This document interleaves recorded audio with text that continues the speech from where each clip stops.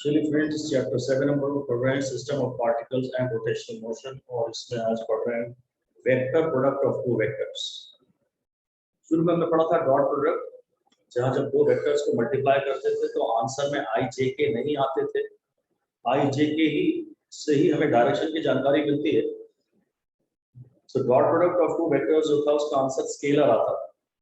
कभी कभी कुछ फिजिकल क्वांटिटीज ऐसी होती हैं जिनमें जब हम एक वेक्टर को वेक्टर से मल्टीप्लाई करते हैं तो आंसर में डायरेक्शन भी आती है। उसको बोलते हैं क्रॉस प्रोडक्ट या वेक्टर प्रोडक्ट। एक है डॉट प्रोडक्ट, जैसे कि वर्क डन था, फोर्स और डिस्प्लेसमेंट का डॉट प्रोडक्ट वर्क डन था, और वर्क डन एक स्केलर क्वांटिटी है, इसलिए डॉट प्रोडक्ट को स्केलर प्रोडक्ट भी कहते थे। आज पढ़ रहे हैं vector product of two vectors. We are already familiar with vectors and their use in physics. In chapter 6, we defined the scalar product of two vectors. An important physical quantity work is defined as a scalar product of two vector quantities, force or displacement. F dot dx, dw tha F dot dx. So we shall now define another product of two vectors. This product is a vector. Two important quantities in the study of rotational motion, namely moment of force and angular momentum, are defined as vector products. ऐसे ही कुछ लिख दीजिए, sometimes line लिख दीजिए, sometimes product of two vectors is a scalar. Sometimes product of two vectors is a scalar. This is called scalar product or dot product. Sometimes the product of two vectors is a scalar. इसके example है, for example है W is equal to F dot X, the power is F dot V. Stereo है, इधर arrow नहीं, ये ऐसा नहीं लिख रहे क्योंकि वर्क एक स्केलर क्वांटिटी है। पावर को ऐसा नहीं लिख रहे क्योंकि पावर एक स्केलर क्वांटिटी। हम जानते हैं A डॉट B जो होता है, A डॉट B जो होता है A B cos थीटा होता है। असल में कभी कभी जो इफेक्टिव कंपोनेंट आता है वो cos थीटा कंपोनेंट होता है। और आज हम क्रॉस प्रोडक्ट पढ़ेंगे जिसमें इफेक्टिव कंपोनेंट साइन थीटा होता है। ये कब cos थीटा होता है और कब साइन थीटा होता है ये हमारा चिंता का विषय नहीं है। This is how the quantities are defined. Initially आपको ये डिसाइड नहीं करना है कि कब हमें डॉट प्रोडक्ट लेना है और कब क्रॉस प्रोडक्ट लेना है, कब फॉर्मूले में cos थीटा आएगा और कब फॉर्मूले में साइन थीटा आएगा। आपको केवल ये समझना है कि अगर कोई कहता है डॉट प्रोडक्ट निकालो तो आपके स्टेप्स क्या है, और कोई कहता है अगर कभी कि क्रॉस प्रोडक्ट निकालो तो आपके स्टेप्स क्या है, करना कैसे है, क्यों करना है, क्यों डॉट लेना है कि क्यों क्रॉस लेना है, इस पर आप दिमाग लगाएंगे तो शुरू से ही आपके मन में कुछ कुछ चलता रहेगा और कॉन्फिडेंस नहीं आ पाएगा। बड़ा ही प्यारा डिस्कशन है क्रॉस प्रोडक्ट का। आमतौर पर बहुत ही कठिन माना जाता है, पर अगर सिस्टमैटिक इसको आपको पढ़ाया जाए और आप पूरे कॉन्सेंट्रेशन से सुने तो ये सिंपली मैथमेटिकल है, प्योर मैकेनिकल है। आईक्यू का इसमें कोई काम नहीं है। स्टेप्स पहले से डिफाइंड है कि किस स्टेप के बाद क्या करना है, इसलिए प्योर जो चीजें भी प्योर मैकेनिकल हो सकती हैं वो इवेंचुअली तो बहुत आसान हो जाती है, शुरू में जैसा भी लगे। और ऐसे ही फिर हम पढ़ा रहे हैं आपको vector product of two vectors. पहले मैंने डॉट प्रोडक्ट के बारे में थोड़ा बहुत बताया कि कभी कभी डॉट प्रोडक्ट लेना पड़ता है। Vector product of two vectors, और इसको आप ब्रैकेट लिख दीजिए, it is denoted by cross, it is called cross product, it is called cross product. कभी कभी दो वेक्टर्स का जो प्रोडक्ट है वो अपने आप में वेक्टर ही आता है, फाइनल आंसर लिख दीजिए। sometimes it is found that vector product of two vectors is also a vector quantity. Sometimes it is found that vector product of two vectors is also a vector quantity. Thus, और उस समय we define in those cases we define A cross B. A cross B exactly क्या होता है वो तो मुझे नहीं मालूम, अभी इसके बारे में पढ़ूंगा, पर मैं आपको बस शुरू में इतना ही बताना चाहता हूँ कि इसके फॉर्मूले में साइन थीटा आता है, इसके फॉर्मूले में आता है समथिंग समथिंग समथिंग और फाइनली साइन थीटा आता है। आपको फिलहाल इतना ही याद रखना है कि डॉट प्रोडक्ट के केस जब जब इफेक्टिव कंपोनेंट cos थीटा होता है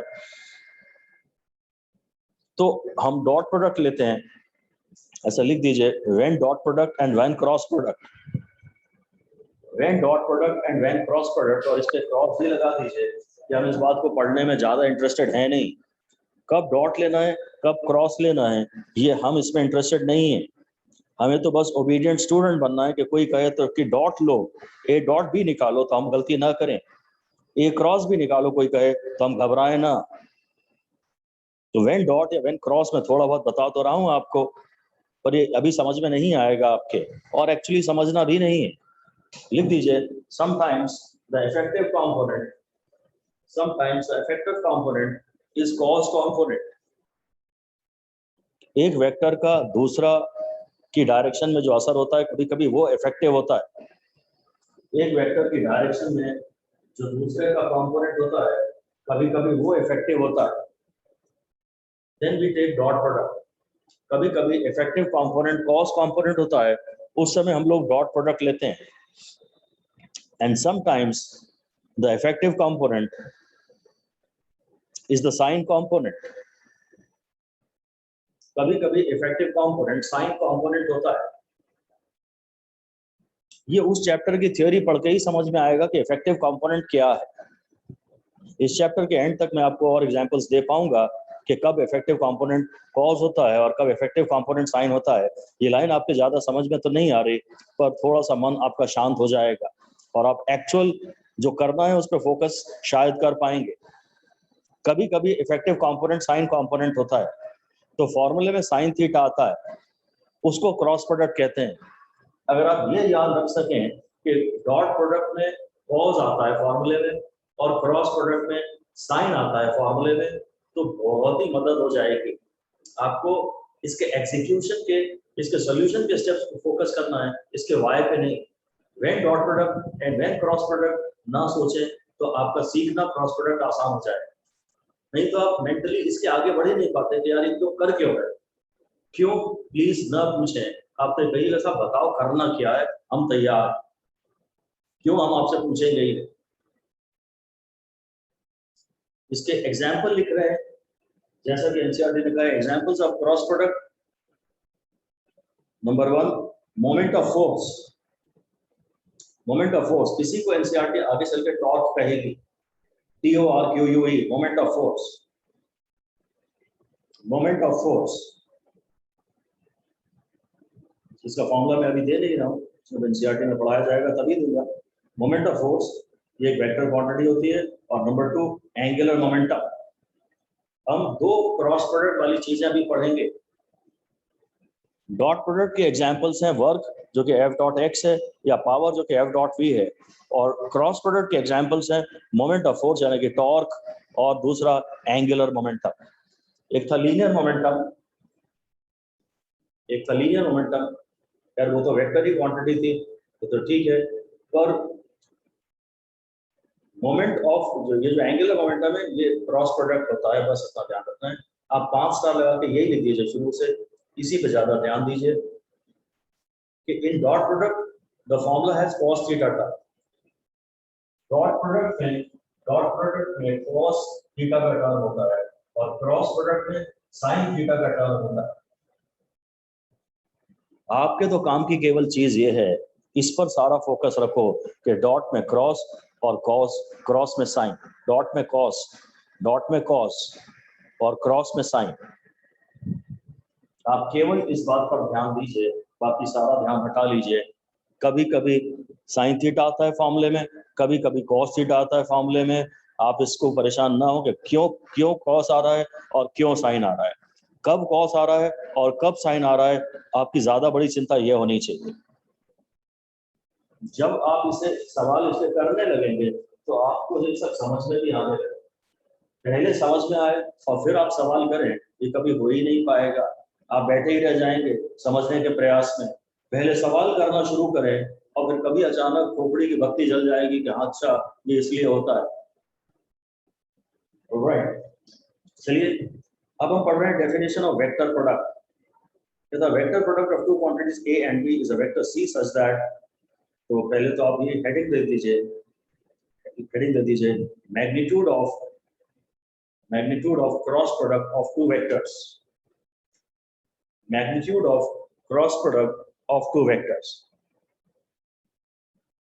क्रॉस प्रोडक्ट कहने के बजाय वेक्टर प्रोडक्ट ही कहते रहें तो अच्छा है, कम से कम हमें पता है कि हम जिस क्वांटिटी से डील कर रहे हैं वो एक वेक्टर क्वांटिटी है। Magnitude of two vectors, magnitude of cross product या vector product of two vectors, ये एक क्रॉस भी है, ये क्रॉस है, यहाँ पर ये डॉट नहीं है, ये डॉट है, ये क्रॉस है, जैसा कि नॉर्मल मल्टीप्लिकेशन का साइन था। ये क्रॉस भी के मैं मैग्नीट्यूड की बात कर रहा हूँ, तो वो है a b sin थीटा। लिखने के लिए आप a को ऐसा लिख सकते हैं और b को ऐसा लिख सकते हैं। ये a क्रॉस b नहीं है पूरा का पूरा, ये सिर्फ a क्रॉस b का मैग्नीट्यूड है, ये a क्रॉस b का मैग्नीट्यूड है। वेक्टर ये है वेक्टर a, ये है वेक्टर a, और जब इसमें हमने ये दो बात लगा दी है तो ये हो गया सिर्फ उसका मैग्नीट्यूड। एक वेक्टर में और उसके मैग्नीट्यूड में फर्क होता है डायरेक्शन का। अभी a क्रॉस b का ये मैग्नीट्यूड है पर ये a क्रॉस b नहीं है, ऐसा लिख दीजिए, this is not a cross b, this is not a cross b because there is no information of direction। ये सब उसकी वैल्यू है, ये वेक्टर की वैल्यू है, इसमें डायरेक्शन की कोई जानकारी नहीं है, तो ये पूरा का पूरा a क्रॉस b नहीं, ये पूरा का पूरा a क्रॉस b नहीं है। ठीक है, मैग्नीट्यूड ऑफ ये c जो है ये इसने इसको c कहा है, इसमें से c कहा है a क्रॉस b को। अगर a क्रॉस b को ये c कह रहा है तो c का मैग्नीट्यूड इतना है। जहां मैं आपको याद दिला दूं कि अगर vector ax i cap plus ay j cap plus az k cap है तो इसका मैग्नीट्यूड जो होता है, जिसमें भी i j के आ रहे हैं उसमें डायरेक्शन की भी जानकारी है, जिसमें भी i j के आ रहे हैं उसमें डायरेक्शन की भी जानकारी है। और अगर मैग्नीट्यूड की बात करूं तो इसमें i j के नहीं आएंगे, x square plus ay square plus az square, ये मैग्नीट्यूड ऑफ वेक्टर ए होता है, 3D vector.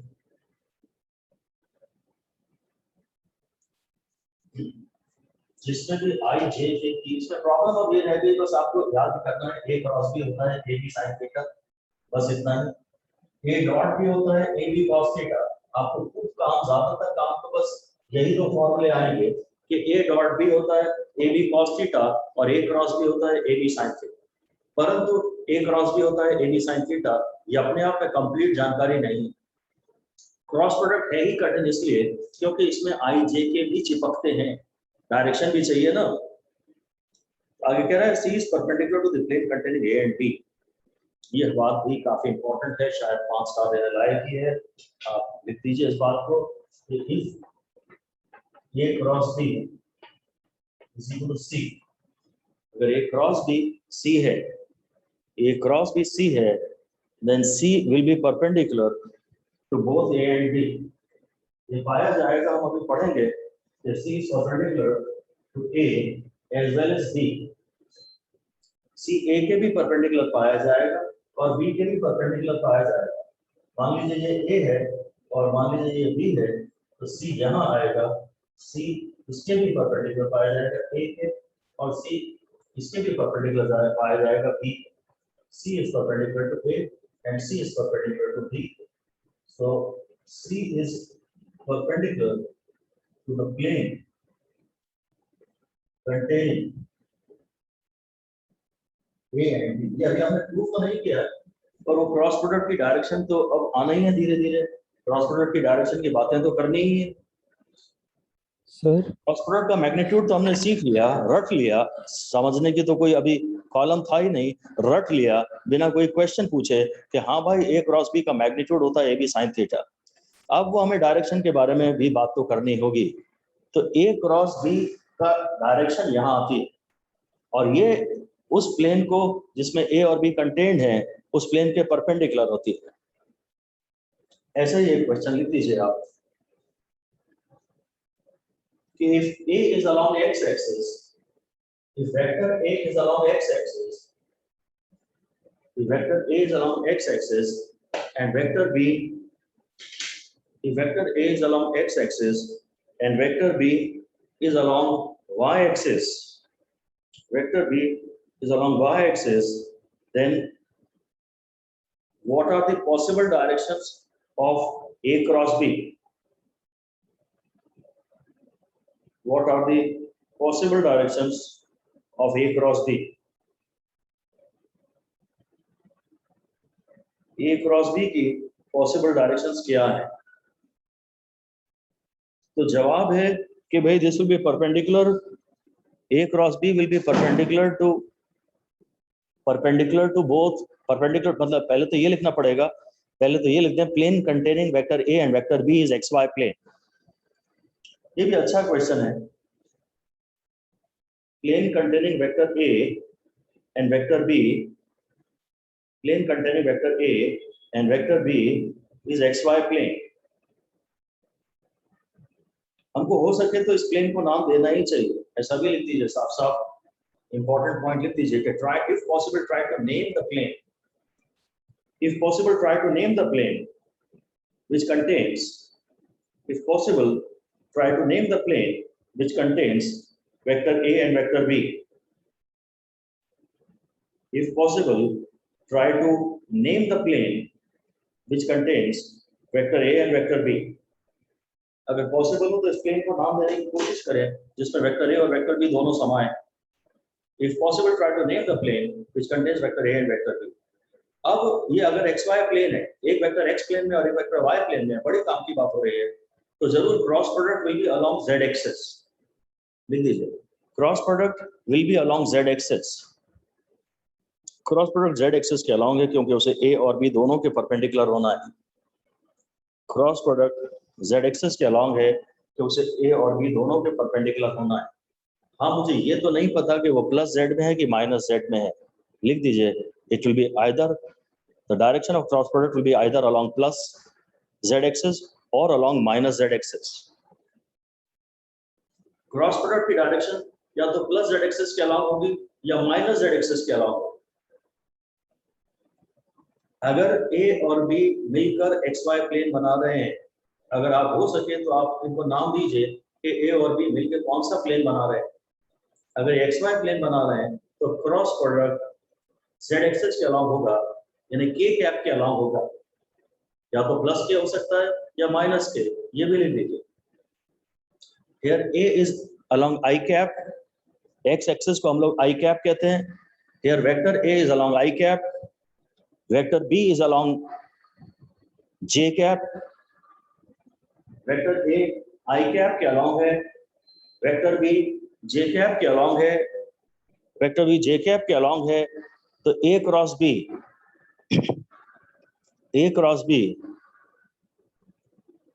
will be along, A cross B must be along either plus K or minus K।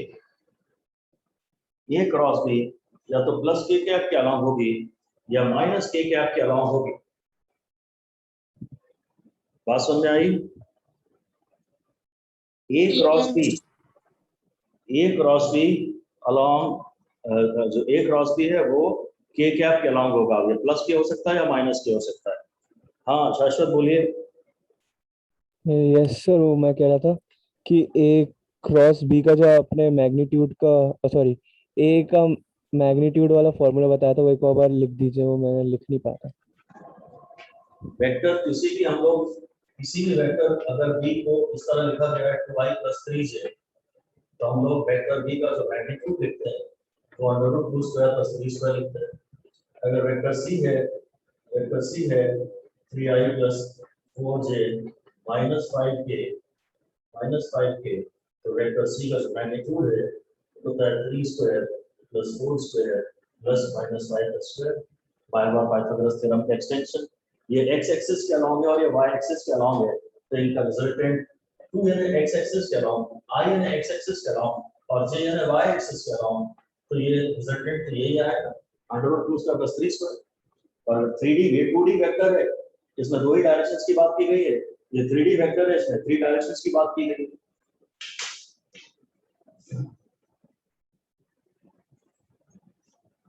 Pythagoras theorem के extension से vectors को add किया जाता है। Alright, point number 3 कह रहा है if you take a right handed screw, ये एक्चुअली स्क्रू को करने की बहुत ज्यादा जरूरत पड़ती नहीं है, पर अभी मैं सीखना पड़ेगा। और क्रॉस प्रोडक्ट में सिर्फ एक ही चीज टफ है और वो है ये राइट हैंडेड स्क्रू। ऐसे ही हेडिंग दे दीजिए, right handed screw rule, right hand screw rule.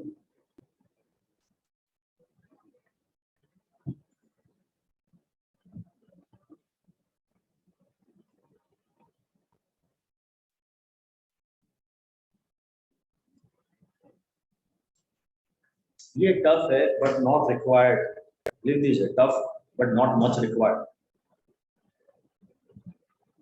इसको अगर मैं ना पढ़ाऊं तो मेरा क्रॉस प्रोडक्ट ज्यादा जल्दी खत्म कर दूंगा और ज्यादा कॉन्फिडेंस भी आ जाएगा, पर खैर इसकी पूरे 11th में और पूरे 12th में काफी जरूरत पड़ती है और एक बार अटेम्प्ट तो करना ही चाहिए। क्रॉस प्रोडक्ट हमने ये तो डिसाइड कर लिया कि अगर वेक्टर ए एक्स एक्सिस के अलोंग है और वेक्टर बी वाई एक्सिस के अलोंग है, तो जो क्रॉस प्रोडक्ट है जिसका कि मैग्नीट्यूड हम ए बी साइन थीटा के रूप में जानते हैं, उसकी डायरेक्शन या तो प्लस के कैप है या माइनस के कैप के अलोंग है। बस इसी में से प्लस के कैप है कि माइनस के कैप है, इसके लिए हमारे को क्रॉस प्रोडक्ट की डायरेक्शन डिटरमिन करने के ये रूल्स पढ़ाए जा रहे हैं। ये थोड़े से टफ है पर एक्चुअली इसको जरूरत तो बहुत ज्यादा पड़ेगी। मैंने तो लिखवा दिया नॉट इम्पॉर्टेंट, क्योंकि हमारे पास ऑल्टरनेट मेथड है, ज्यादातर वो काम कर जाते हैं। ये भी मतलब इनिशियली हो सकता है एकदम से कॉन्फिडेंस ना है, पर धीरे धीरे आपको इसमें कॉन्फिडेंस आ जाएगा। जरूरत बहुत ज्यादा पड़ेगी, ये भी आप ब्रैकेट में लीजिए, कि will be required in many chapters. बहुत सारे चैप्टर्स में आपको इसे लगाना पड़ेगा, will be required in many chapters. तो एक तो इसमें मैं लिखवा रहा हूं, ऐसा लिख दीजिए, if we have to determine A cross B, if we have to determine A cross B, then place a right-handed screw,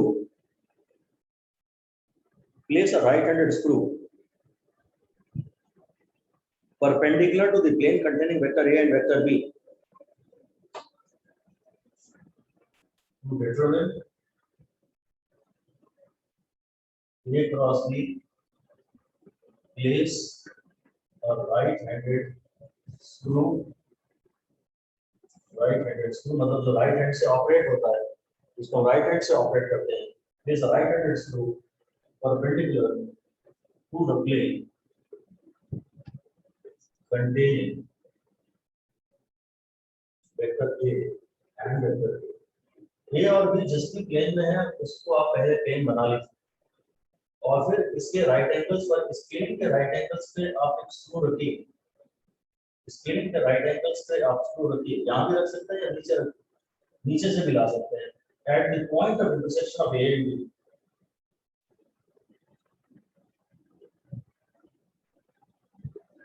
एक तो परपेंडिकुलर रखिए, at the point of intersection of A and B।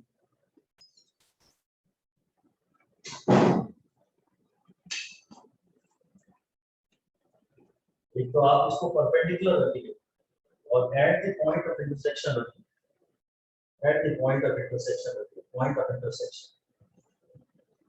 A और B जो plane बना हुआ है उस plane के राइट एंगल्स पे स्क्रू लाइए, ऊपर से लाइए या नीचे से लाइए उसका मतलब नहीं है। और अब लिखिए not turn the screw from A to B,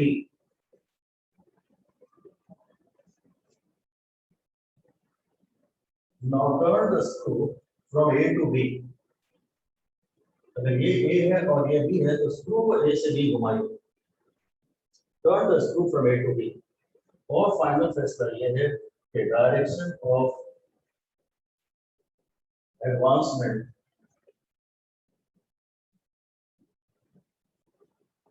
of tip of the screw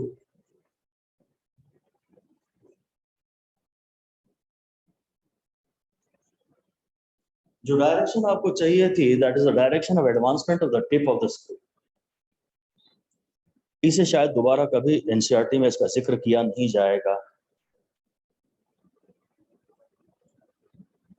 इसका उपयोग नहीं करते हैं ये लोग कभी भी। प्रैक्टिकल बात कर रहा है कि आपको अगर ये है, सपोज ये आपका ए है और ये बी है और ये क्रॉस बी निकालना है, ये ए है और ये बी है, तो एक स्क्रू लाइए और उसे ए से बी की तरफ घुमाइए। अब स्क्रू जहां जाएगा, स्क्रू अंदर घुसेगा। अगर स्क्रू अंदर घुसेगा तो हम बोलेंगे क्रॉस प्रोडक्ट की डायरेक्शन अंदर की तरफ है। अगर स्क्रू खुलेगा तो आप बोलेंगे क्रॉस प्रोडक्ट की डायरेक्शन बाहर की तरफ है, क्योंकि फिर स्क्रू का टिप बाहर आ रहा है। स्क्रू का टिप अगर अंदर जा रहा है, बोर्ड पे ए है और बोर्ड पे बी है, बोर्ड पे ए है और बोर्ड पे बी है, और अगर तुम ए से बी घुमा रहे हो और स्क्रू अंदर जा रहा है, तो हम बोलेंगे क्रॉस प्रोडक्ट की डायरेक्शन बोर्ड के अंदर की तरफ है। और ए से बी घुमाने पे अगर स्क्रू खुल रहा है तो हम बोलेंगे कि ये क्रॉस प्रोडक्ट की डायरेक्शन बोर्ड से आउटवर्ड फ्रॉम द बोर्ड। इसे खैर पूरी तरह इग्नोर कर सकते हैं आप, कोई ज्यादा चिंता की बात नहीं। We have got far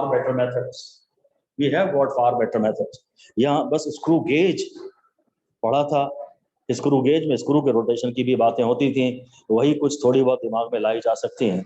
इसके बहाने से ये कहा जा सकता है कि हम जानते हैं कि एक स्क्रू को, यहाँ तो इसकी आवश्यकता नहीं है, पर हम जानते हैं कि स्क्रू को जब क्लॉकवाइज रोटेट करते हैं ना, पहली बात तो ये है कि ध्यान रखिए कि अगर आपको ए क्रॉस बी निकालना है तो आप ए से बी की तरफ स्क्रू को घुमाना। बी क्रॉस ए अगर निकालना होता तो आप बी से ए की तरफ स्क्रू को ले जाते। ए क्रॉस, वार्निंग लिख दीजिए।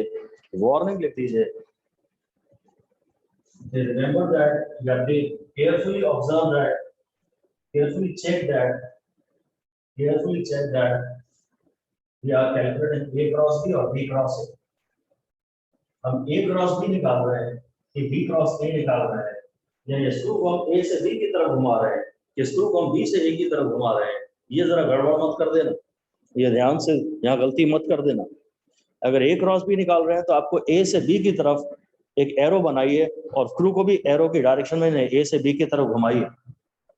यहाँ आवश्यकता तो नहीं है, पर मैं ऐसे ही आपका स्क्रू गेज वाला कॉन्सेप्ट एक बार रिवाइज करा देता हूँ कि स्क्रू को जब हम क्लॉकवाइज घुमाते हैं तो टाइट होता है, अंदर जाता है। ये बात ऐसे ही एडिशनल लिख दीजिए। When a screw is, of course मैं राइट हैंडेड स्क्रू की ही बात कर रहा हूँ। When a screw is rotated clockwise, it tightens, तब ये टाइट होता है।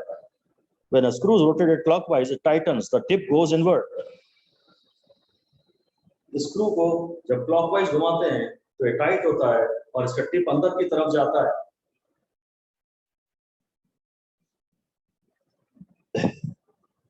And when a screw is rotated anti-clockwise, of course मैं right handed screw की बात कर रहा हूं, then it opens up, ये ओपन होता है and its tip moves outwards,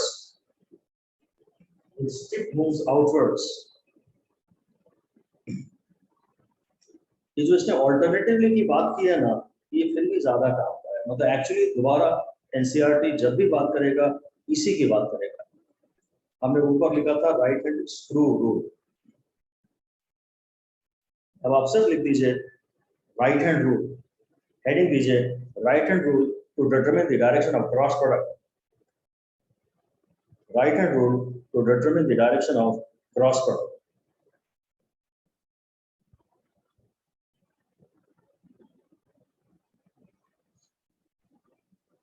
ये थियोरी का है इसलिए बहुत टफ है, पर सीखना पड़ेगा। फिर से लिख दीजिए being totally based on visualization,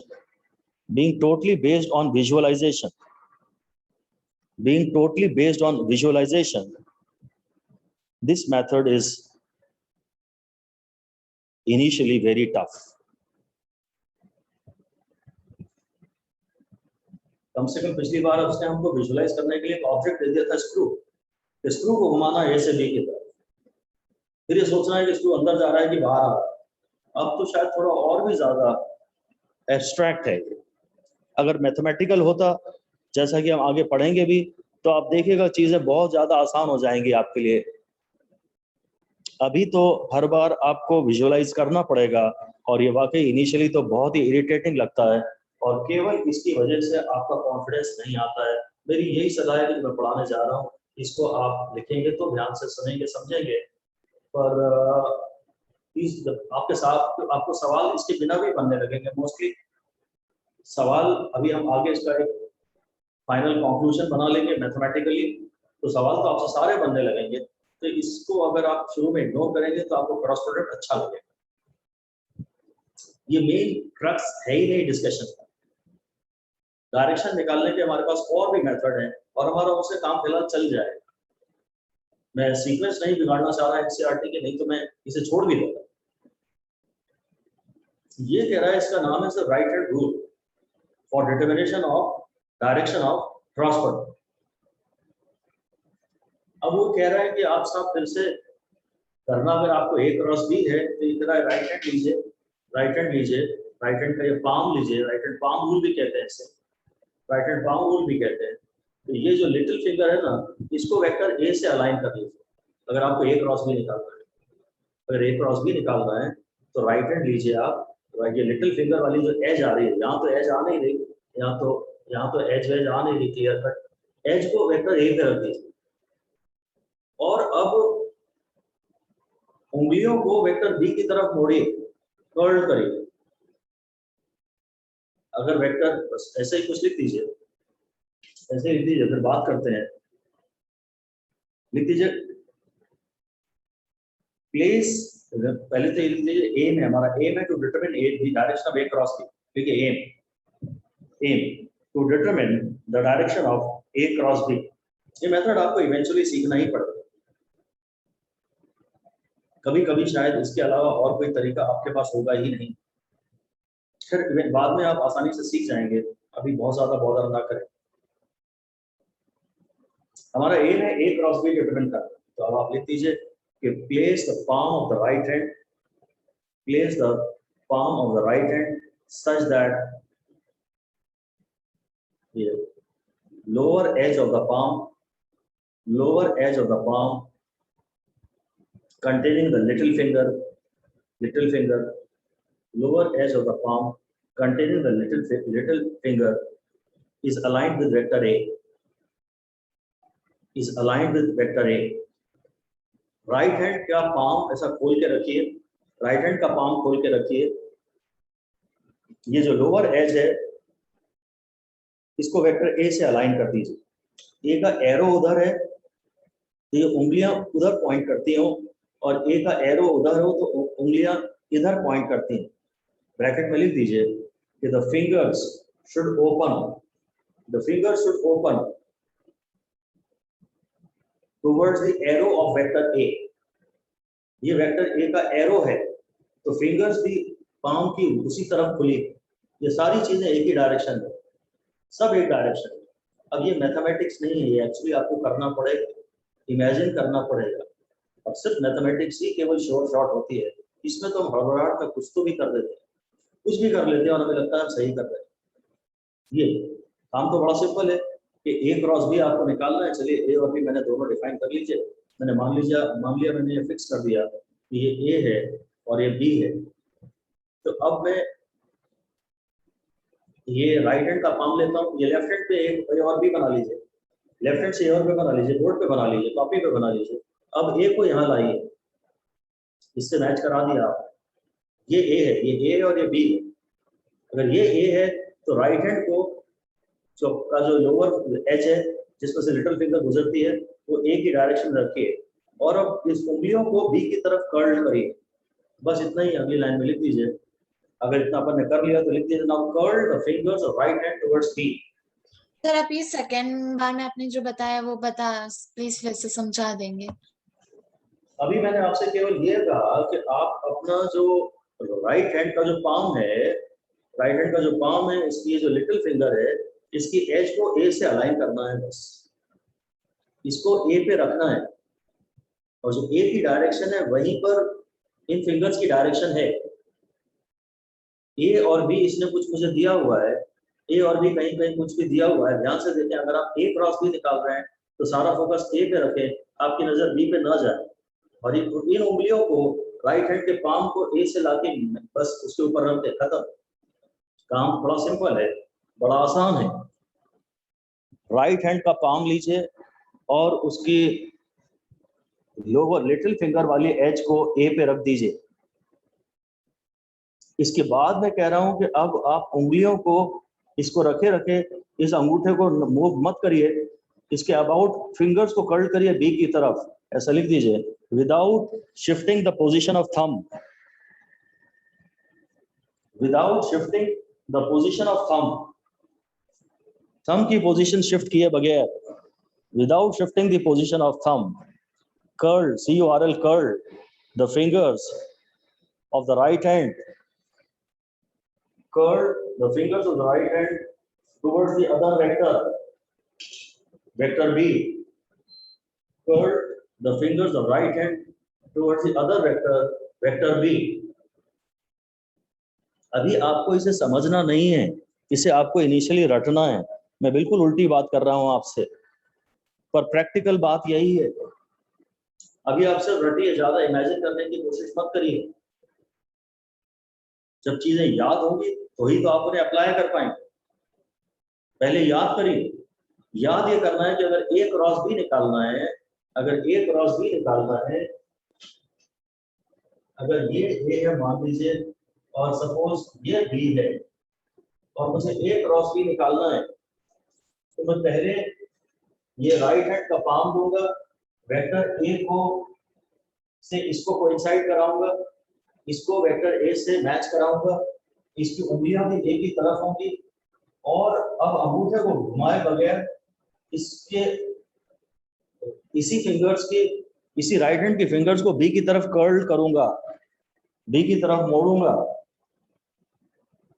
तो ये जो अगर आप इसे बी की तरफ मोड़ पा रहे हैं, अगर आप थोड़ा सा एक्यूट एंगल थोड़ा सा घुमाने के बाद इसको बी की तरफ मोड़ पा रहे हैं, तो ये जो थंब है ये क्रॉस प्रोडक्ट की डायरेक्शन दे रहा है। अगर आप इसे नहीं मोड़ पा रहे हैं या बी की तरफ थोड़ा सा 90 डिग्री, 30 डिग्री, 40 डिग्री, 50 डिग्री से मोड़ने पर ऐसा नहीं मोड़ पा रहे हैं, तो इसका मतलब आपको ए जो है ना, अगर यहाँ है तो ये हाथ नीचे से लाना पड़ेगा। अगर ऊपर से आप हाथ घुमा रहे हैं और ये बी की तरफ नहीं जा रहा, बी से दूर जा रहा है, अगर आपका पाम बी से दूर जा रहा है, अगर ये उंगलियां बी की तरफ नहीं जा रही तो इसको ठीक नीचे से ले आइए। अब आप हाथ घुमाएंगे ना तो वो बी की तरफ जाएगा। ये देखिए, यहां से अगर मैं इसको नीचे से लाता तो ये अब ये बी की तरफ जा रही है मेरी उंगलियां। बस यही सब थोड़े क्रिटिकल स्टेप्स हैं, और इसीलिए मैं इन्हें ज्यादा सजेस्ट नहीं करता। किताब ने तो ये पढ़ा के बात खत्म कर दी कि तुम ए पर अपना पाम रखना और बी की तरफ उंगलियों को कर्ल करना, और आगे लिख दीजिए, शायद हम लिख चुके हैं, now the thumb points in the direction of cross product. Now the thumb points in the direction of cross product. Edge को लोअर एज को पाम के राइट हैंड के पाम के लोअर एज को वेक्टर ए से align करा दीजिए, फिर उंगलियों को बी की तरफ मोड़ दीजिए। अगर आप मोड़ पा रहे हैं बिना किसी ज्यादा झंझट के, तो फिर जो thumb of the right hand points in the direction of cross product. इसे पूरी तरह अभी इग्नोर ही करें, और अगर कर ही रहे हैं तो सिर्फ रटें, अच्छे से पॉइंट लिख लें ध्यान से, और उन्हें बार बार पढ़ें, और ज्यादा इमेजिन भी करने की कोशिश ना करें। प्रैक्टिकल प्रॉब्लम मैं आपको ये बता रहा हूं कि अगर मैंने ए क्रॉस बी, ए यहाँ है और बी यहाँ है, अब तो मैं हाँ उंगलियों को ए से अलाइन करने के बाद फिंगर्स को बी की तरफ कर्ल कर पा रहा हूं, फिंगर्स को बी की तरफ मोड़ पा रहा हूं, तो फिर तो ये जो अंगूठा है ये तुम्हें सही डायरेक्शन दे रहा है। पर अगर ये ए होता, ये ए होता और ये बी होता, ये ए है, तो अगर मैं यहाँ से हाथ रख रहा हूँ, यहाँ हाथ रख रहा हूँ, तो मैं बी उल्टा तो मोड़ूंगा नहीं, मुझे बी की तरफ जाना है। मेरे को इधर ही उंगलियां कर्ल करनी है जो नेचुरल जहां होती है, तो फिर इसका मतलब तुम नीचे से आओ, तुम ए के नीचे से आओ, अब तुम बी की तरफ अपने हाथ को मोड़ पाओगे। ये सब ट्राई करना ही मत, बस इसे लिख के कहानी खत्म करो। ये लाइन लिख दो साफ साफ, चलो ब्रैकेट में लिख दो प्रैक्टिकल प्रॉब्लम। प्रैक्टिकल प्रॉब्लम ये है कि after alignment of palm in the direction of vector A, after alignment of palm in the direction of A, we are not able to turn our fingers towards vector B. We are not able to turn our fingers towards vector B. हम B की तरफ उंगलियां मोड़ ही नहीं पा रहे हैं। इधर तो मुड़ रही है नेचुरली, इधर तो हाथ खुल रहा है मेरा, इधर जा ही नहीं रहा। तो फिर एग्जैक्टली इसका उल्टा करना पड़ेगा आपको। आपने जिस डायरेक्शन में ये रखा है ना, आप उसके ठीक उसको नीचे ले जाइए, अपने हाथ को पूरा 180 से टर्न कर दीजिए, लिख दीजिए। Then we should turn our right hand, we should turn our right hand by 180 degree. हमें अपने राइट हैंड को 180 डिग्री से टर्न कर देना चाहिए। इसको फिक्स रखते हुए, इसको हिला मत देना, यहाँ से पूरा यहाँ से हटा मत देना।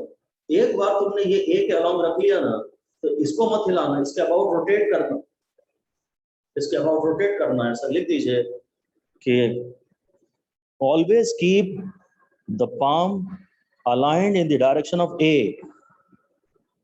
always keep the palm aligned in the direction of vector A. palm को वेक्टर A की डायरेक्शन के अलाउंग अलाइन रखना, and rotate the palm about A, rotate the palm about A। ये सारी बातें अगर आप बहुत ध्यान अभी देंगे तो फिर ये कभी ये चैप्टर वेक्टर क्रॉस प्रोडक्ट आपको कभी आसान लगेगा ही। इन पूरी बातों को पूरी तरह से इग्नोर कर दिया जाए तो ये चैप्टर आसान हो जाए। और सीधी सी बात है, अगर ये सब करना इंपॉर्टेंट होगा तो एक नहीं दसियों बार ये चीजें आपके सामने आती रहेंगी जब तक आप इनकी मास्टरी नहीं कर लेते। इनिशियली इसे आप इग्नोर कर दें, दिमाग ज्यादा ना लगाएं, बस हमसे लिख लें, हो सके तो याद कर लें। सबसे पहले राइट हैंड के पाम को वेक्टर ए के अलाउंग लाएं, ए की डायरेक्शन में ही आपकी उंगलियों की भी डायरेक्शन हो। अब धीरे से इसको यही रख, इसका तो कॉन्टेक्ट कभी हटाना ही नहीं, ए और इसका अलाइनमेंट कभी बिगाड़ना ही नहीं। धीरे से उंगलियों को बी की तरफ ले जाओ। अगर ये जा पा रही है तो तुम्हारा थंब सही है, ये क्रॉस प्रोडक्ट की डायरेक्शन दे रहा है। अगर ये ए होता, अगर ये ए होता, ये वाली फिंगर मेरी ए है और ये बी है, और मैं यहाँ से ट्राई कर रहा हूँ तो उंगलियां तो यहाँ खुल रही है, तो फिर सीधे से 180 डिग्री से टर्न कर दो। अब ये तुम्हारी उंगलियां बी की तरफ जा रही है। अब जो अंगूठे की डायरेक्शन है वो क्रॉस प्रोडक्ट की डायरेक्शन है। बस इतना पर्याप्त है। ये नहीं समझ में आया आपको, ये मैं जानता हूँ, और मैं इसे समझाने में कोई इंटरेस्ट नहीं ले रहा। आप समय पे अपने आप सीख जाए। अगर ये इंपॉर्टेंट होगा तो झक मार के ये खुद आपको क्लियर होगा। आप इसके पीछे परेशान ना हो, इग्नोर कर पाए तो ज्यादा अच्छा है। अगर आप परफेक्शनिस्ट बने रहते हैं, लालच में रहते हैं, कैसे कैसे इग्नोर कर दें, योर चॉइस। समझदार हैं तो फॉलो एग्जैक्टली, ब्लाइंडली टीचर को फॉलो करिए जहां भी आप हैं। नहीं कर पा रहे तो किसी काम का नहीं है वो टीचर कितना ही अच्छा हो। आप अगर नहीं उससे रेपो बैठा पा रहे तो तुरंत हट जाइए। बस इसके डायग्राम के इसके नीचे यही लिखा है, rule of right handed screw. पहले तो स्क्रू की बात कर रहा है, और फिर दूसरा कह रहा है rule of right hand for defining the direction of vector product. बस ठीक। चलिए आगे कहता है, simpler version of the right hand rule is the following. Open up your right hand palm and curl the fingers from A to B. Your stretched thumb points in the direction. पूरी बातें सब वही करते हैं, उसे फिर से उठा करके। कहता है open your right hand palm and curl the fingers pointing from A to B. ठीक है, हम इसे अब नहीं लिख रहा, हमें पता है कि वेक्टर A के अलाउंग हम अपने पाम को रखेंगे, इसको अलाइन करेंगे, ये लिटिल फिंगर वाली एज को A के अलाउंग, A की डायरेक्शन में उंगलियां होंगी, और ये अगर हम उंगलियां खोल पा रहे हैं, ये उंगलियों को B की तरफ टर्न कर पा रहे हैं, तभी केवल ये बी, ये ए क्रॉस बी की डायरेक्शन में थम्स अप है। It should be remembered that the two angles between any two vectors A and B, they correspond to theta is shown and this is while applying either of the above rules. The rotation should be taken through the smaller angle.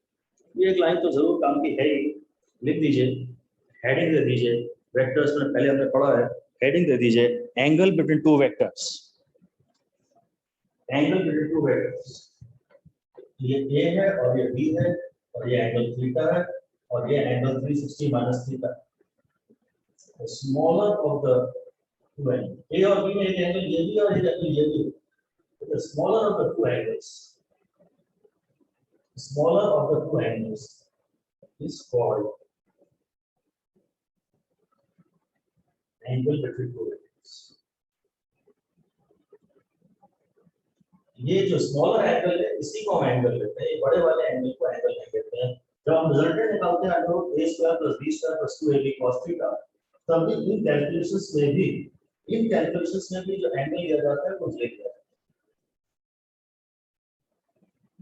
तो जब आप a से b की तरफ जाना चाह रहे हैं ना, तो उन दोनों के बीच में स्मॉलर एंगल से जाने की कोशिश करें। ये एक बात हो गई, ठीक है, मैं लिखवा रहा हूँ इसको अभी आपको, पहले जरा एक मिनट स्टेटमेंट पैराग्राफ पढ़ लूं।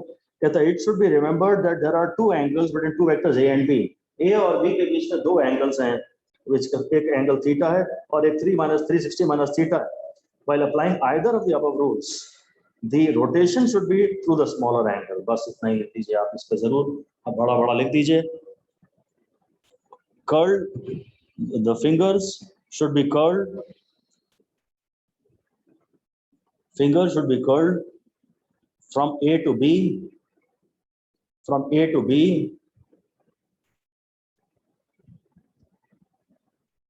through along the smaller of the two angles, along the smaller of the two angles। अगर आप A क्रॉस B निकाल रहे हैं तो कायदे से आपको पहले डायग्राम में ये एरो मार्क कर भी लेना चाहिए। Smaller of the two angles को हाईलाइट कर दीजिए बस आप। अगर आप A क्रॉस B निकाल रहे हैं तो आपको डायग्राम में ये एरो बना लेना चाहिए। ऐसा एरो तो आप बनाओगे, उंगलियां मोड़नी तो है ना आपको इस छोटे से एंगल से, बड़े एंगल से तो उंगलियां मोड़ोगे थोड़ी, आपको उंगलियां टूट जाएंगी और उंगलियां मुड़ेंगी नहीं। और उंगलियों को इतना भी नहीं मोड़ना है कि मोड़ते मोड़ते आपका राइट हैंड जो है वो लेफ्ट हैंड बन जाए। इसलिए smaller of the two angles को आप हमेशा पहले इसमें एरो मार्क कर लिया करें। ए और बी के बीच में जब आपको ए क्रॉस बी निकालना है तो ए मार्क करें, बी मार्क करें और ए से बी तरफ एक छोटा सा एरो मार्क कर लें। तो उंगलियों को आपको ऐसा लिख दीजिए कि we should mark an arrow, we should mark an arrow from A to B, we should mark an arrow from A to B along the smaller of the two angles, we should mark an arrow from A to B along the smaller of the two angles, along the smaller of the two angles, and should curl the fingers,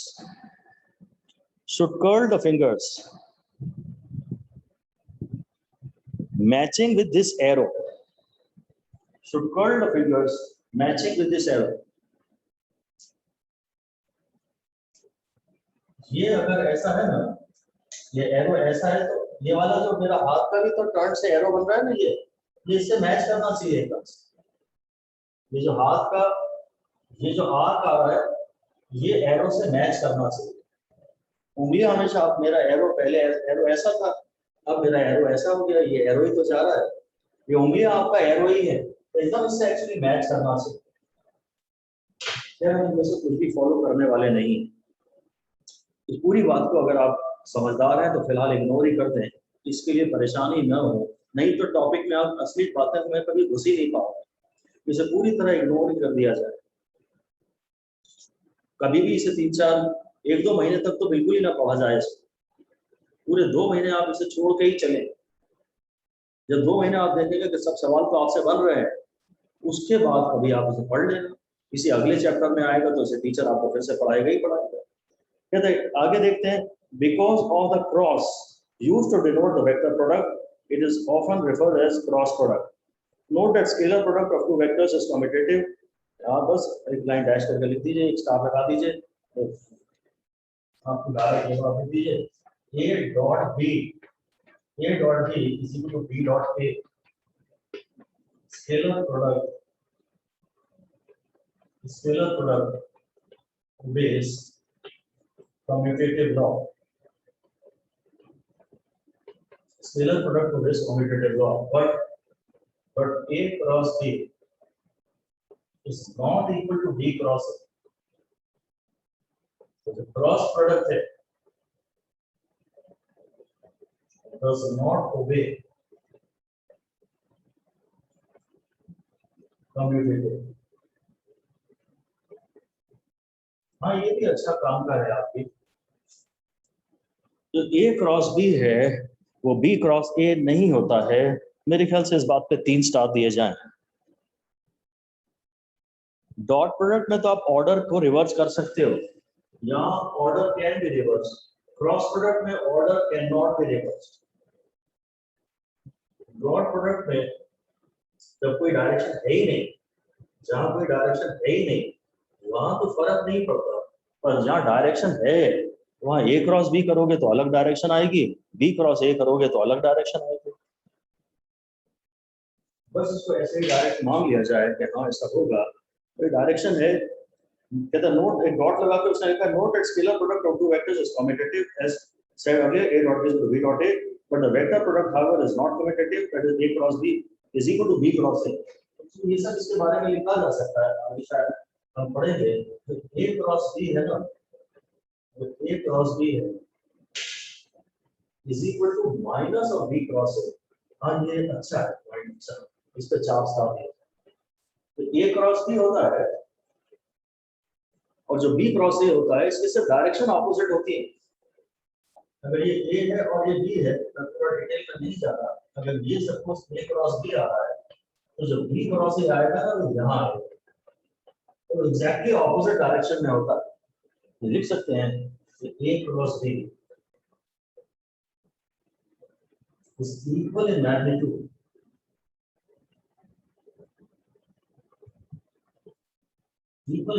but exactly opposite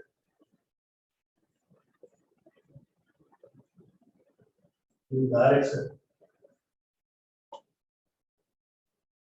to b cross। So a cross b is equal in magnitude but exactly opposite in direction to b cross। अगर इसको मैं plus j cap k cap कहूँ तो minus k cap है ना, इसलिए यहाँ ये माइनस साइन लगाया जाता है। a क्रॉस b भी a b साइन थीटा है, b क्रॉस a भी a b साइन थीटा है, बस डायरेक्शन का फर्क है। A cross B is exactly equal in magnitude but exactly opposite in direction to B cross A।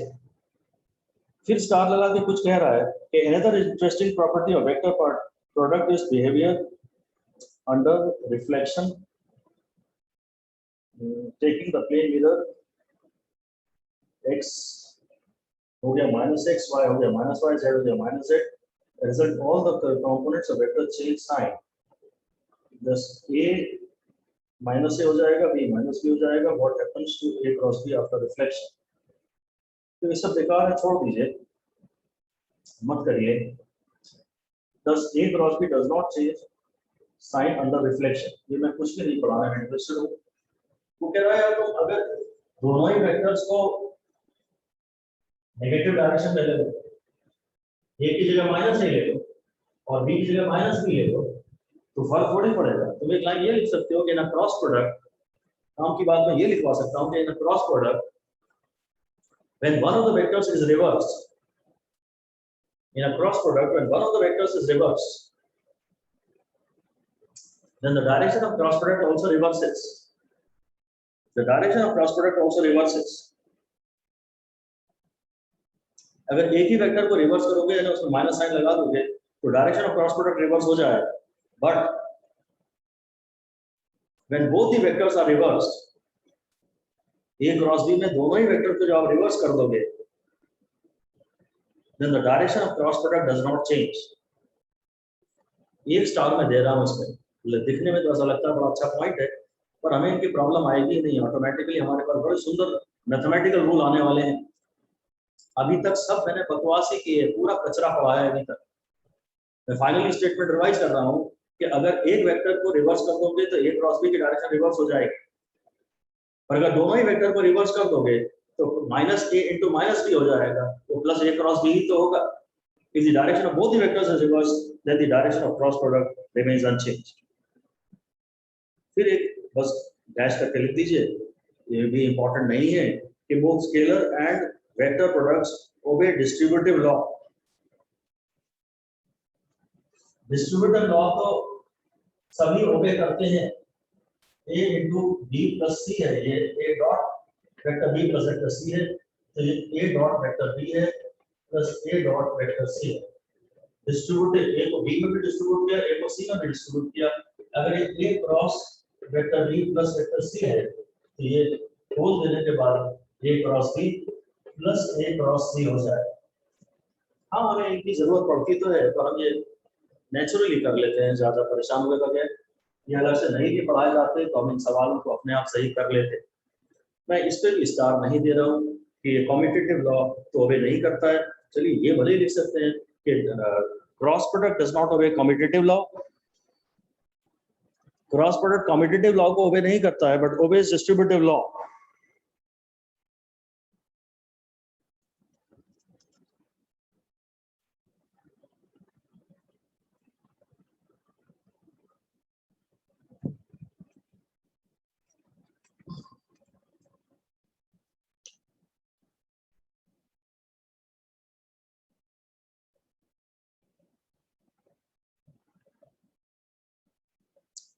A cross B का formula A B sine theta होता है, ऐसा मेरे ख्याल से एनसीईआरटी ने अभी तक डायरेक्टली कहीं पढ़ाया तो नहीं है, पर वो उसको यूज कर रहा है। कहता जो लास्ट डॉट है उसमें कहता वी में write C as A cross B in the component form. For this we first need to obtain some elementary cross product. कुछ स्टैंडर्ड क्रॉस प्रोडक्ट वो दे रहा है, आप ऐसे ही कुछ लिख दीजिए, some standard results. Some standard results, कुछ एलिमेंट्री क्रॉस प्रोडक्ट को आपको दे रहा है, और ए क्या उसका रिजल्ट ए क्रॉस ए। तो अगर आपको ये पता है कि मैं ए का मैग्नीट्यूड लूंगा, फिर मैं ए का मैग्नीट्यूड लूंगा, और ए तो सेम डायरेक्शन में है ना, तो इनके बीच में एंगल 0 है, तो ए क्रॉस ए साइन 0, ये ए स्क्वायर साइन 0 हो जाएगा। और साइन के ग्राफ से मुझे पता है कि साइन 0 0 होता है, तो एक रिजल्ट ये है कि A cross A is equal to 0, ये एक रिजल्ट है। यहाँ थोड़ी सी गड़बड़ दिख तो रही है एनसीईआरटी की, क्योंकि उसने फॉर्मूले में एक्सप्लेनेशन तो दिया है कि this follows since magnitude A cross A is a square sine 0, पर मेरे ख्याल से उसने कहीं भी अभी तक ये बताया नहीं कि ए क्रॉस बी ए की साइन थीटा होता है। अच्छा, एकदम शुरू में लिखा है, सॉरी, एकदम डेफिनेशन ऑफ वेक्टर प्रोडक्ट में पॉइंट नंबर 1 में ही लिखा है कि ए की साइन थीटा होता है। ठीक सर, ये कितने स्टार्स के लिए हो सकता है, मतलब है सर ये कितने स्टार्स के लिए होना चाहिए? ये मैं बताता हूँ अभी आपको।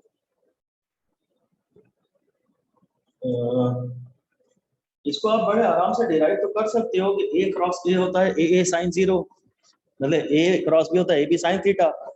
आप अगर मतलब आप चलिए ये लिखिए, आप इसको आप 5 स्टार दे दीजिए और लिखिए सेल्फ क्रॉस प्रोडक्ट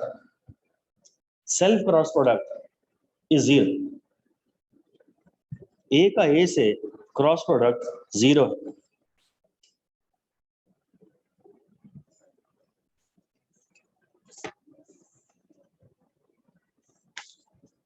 जो ए डॉट ए होता था ना,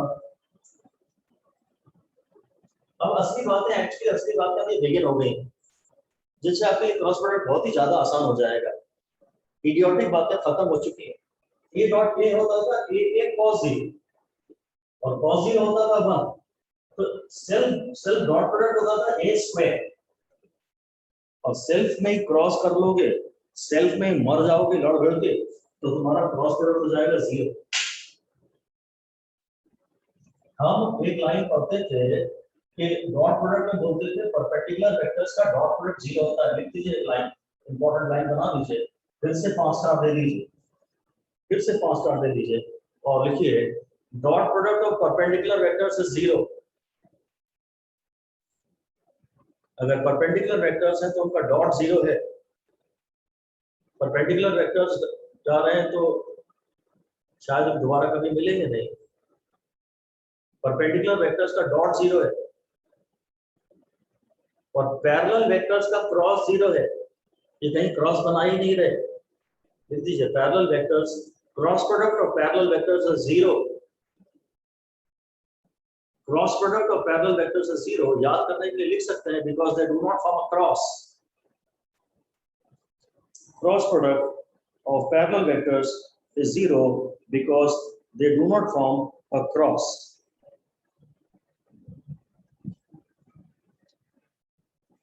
और इसीलिए अभी हमने जो कहा उससे I cross I, J cross J और K क्रॉस K, ये अब ये I है 1, ये भी मतलब सेल्फ है I का I से। क्रॉस प्रोडक्ट पैरेलल वेक्टर्स का जीरो होता है और ये भी x एक्सिस है, ये भी x एक्सिस है जीरो, ये भी y एक्सिस है, ये भी y एक्सिस है जीरो, ये भी z एक्सिस है, ये भी z एक्सिस है जीरो। फिर से इसमें 5 स्टार। हम तो ये ऐसे बोलना चाहते हैं कि self cross product of unit vectors zero. वहां में I dot I is equal to J dot J is equal to K dot K पड़ता था, वो 1 होता था।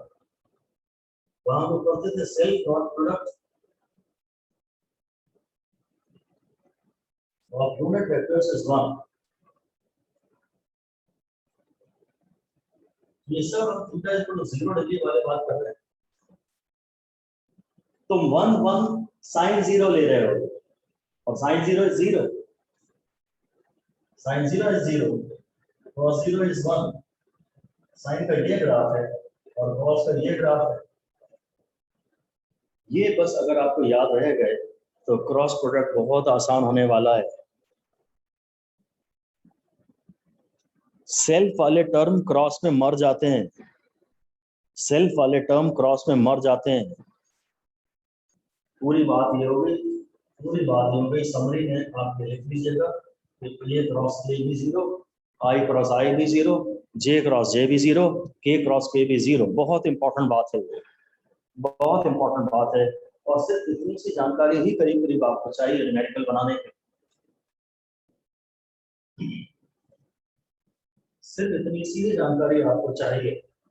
एक आखिरी जानकारी करीब करीब बची है, फिर ये पूरा क्रॉस प्रोडक्ट निकालना बड़े आराम से सीख जाए। एक आपको बड़ा प्यारा सा रूल है और वो ये है, हेडिंग दे दीजिए mutual cross product of unit vectors.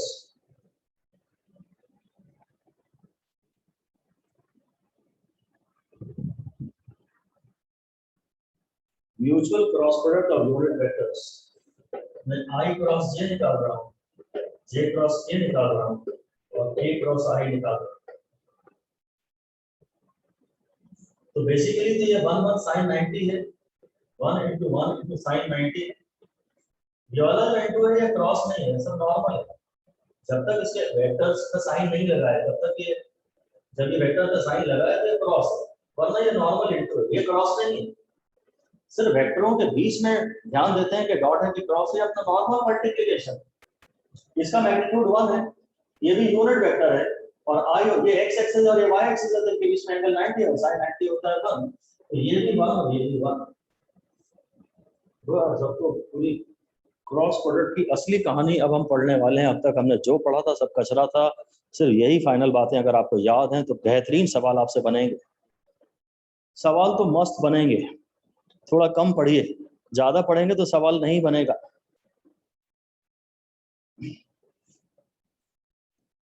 Physics में तो तरीका यही है कि थोड़ा कम पढ़िए, काम का बस आइडेंटिफाई कर लीजिए, जैसे कि स्मार्ट स्टडी कहते हैं।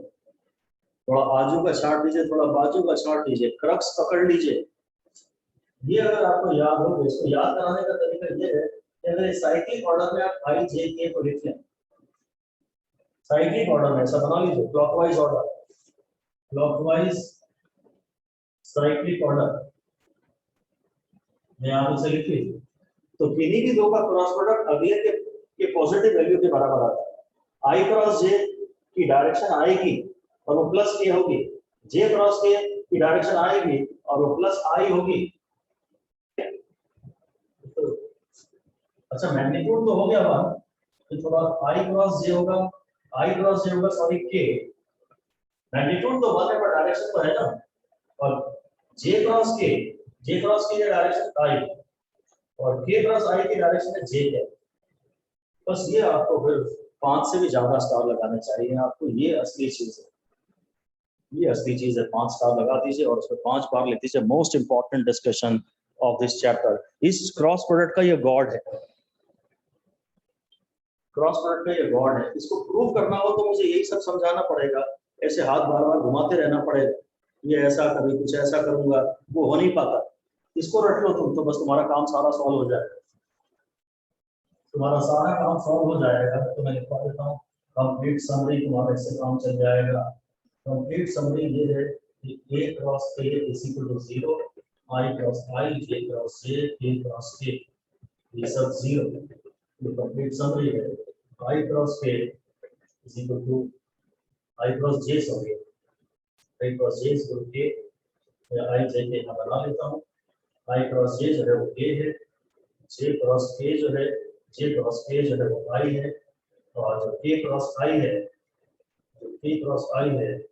वो j। ये कंप्लीट समरी। अगर इसमें कहीं तुम्हें लेना पड़ता है माइनस आई क्रॉस j, तो तुम उस माइनस को बाहर लिखते हैं। अगर किसी एक में माइनस हो ना तो तुम उस माइनस को बाहर ले आना, तो फिर हो जाएगा माइनस और आई क्रॉस j होता है तो ये हो गया माइनस के। तुम जहां भी कहीं माइनस दिखे ना उसको बाहर ले आना। इसका अगर उल्टा लिखना पड़ता है ना तुम्हें, ये उल्टे ऑर्डर में अगर होता है आई जे के, उल्टे ऑर्डर में भी लिख देते हैं, चलिए हम तो ऐसा जानते हैं। पर अगर ऑर्डर रिवर्स हो रहा है, सपोज आई क्रॉस के हो रहा है, तो जाएगा माइनस जे। तो जब के क्रॉस जे हो रहा है, तो आएगा माइनस आई। और लास्ट में अगर ये जे क्रॉस आई हो रहा है, तो जाएगा माइनस के। बस ये है एक्चुअली पूरा गॉड, ये है कंप्लीट। इतनी अगर आपको जानकारी है तो आपको क्रॉस प्रोडक्ट के न्यूमेरिकल में कभी प्रॉब्लम नहीं आएगी, मेरी गारंटी। सिर्फ यही पढ़िए, केवल यही पढ़िए, और इनके भी रीजन हमें नहीं चाहिए। याद ना हो रहे हो तो सपोर्ट करने के लिए रीजन चाहिए, और अगर याद हो रहे हैं तो आपके न्यूमेरिकल इससे फटाक से बन जाएंगे। अगर इससे ज्यादा पढ़ा क्रॉस प्रोडक्ट तो पूरा वेक्टर्स पे ही तुम क्रॉस लगा दोगे, और पहले तुमने इससे सारे सवाल बना लिए तो फिर तुम इतना कॉन्फिडेंस आ जाएगा कि तुम इसके बारे में कुछ भी पढ़ लोगे। अगर क्लॉकवाइज जा रहे हैं तो प्लस साइन के साथ लिखना है अगले वाले को, क्लॉकवाइज में जा रहे हैं तो अगले वाले को प्लस साइन के साथ लिखना है, और अगर उल्टा आ रहे हैं तो तुम्हें अगले वाले को माइनस साइन के साथ लिखना है। अगर आई क्रॉस के लिखोगे तो माइनस जे, है ना। और कहीं भी मान लो ये ऐसा है minus I cross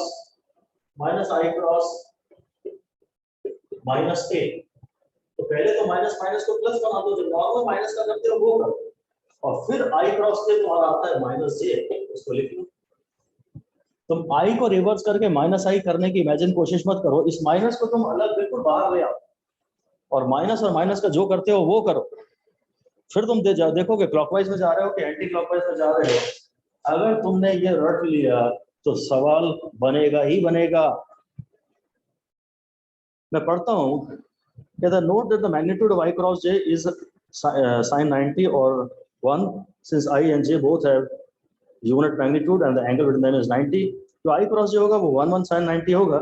thus I cross j is a unit vector, a unit vector perpendicular to the plane of I and j होगा पर वो, and related to them by the right hand screw rule। हमने ये सब check नहीं किए right hand screw rule लगा के, कायदे से हमको ये सारे एक बार प्रूव करने चाहिए राइट हैंड स्क्रू रूल लगा के, पर अगर ये हमने प्रूव किए तो फिर ये चैप्टर आपके हाथ से निकल जाएगा, इसे समझने की चेष्टा ना करें। कहता है आप राइट हैंड स्क्रू रूल लगाइए, मैग्नीट्यूड तो इनका 1 आएगा, ये 1 है और ये 1 है, और इन दोनों के बीच में एंगल 90 है। Hence the above result you may verify them similarly कि j क्रॉस से ये होता है, ये सब होता है, from the rule of commutative property से कहता है इसको हमने पलट लिया। अगर j क्रॉस के i होता है तो इसे पलट देते हैं, k क्रॉस से माइनस i होगा। जो ए क्रॉस बी होता है वो minus of B cross A होता है। तो कम्यूटेटिव लॉ से भी उसने लगा दिया, कहता है note if I j k occur cyclically, यहाँ काम की बात कर रहा है आपसे, note if I j k occur cyclically in the above vector product relation the vector product is positive, if I j k do not occur in a cyclic order then the vector product is negative। इसे clockwise cycle कहना चाहिए था कि अगर मैं इन दोनों को clockwise cycle में ले रहा हूं तो अगला आएगा पॉजिटिव साइन के साथ, बस हो गया। और ये फिर थोड़ी सी उसने कुछ और बातें की हैं, पर मैं आपको अब इसका न्यूमेरिकल करा रहा हूं।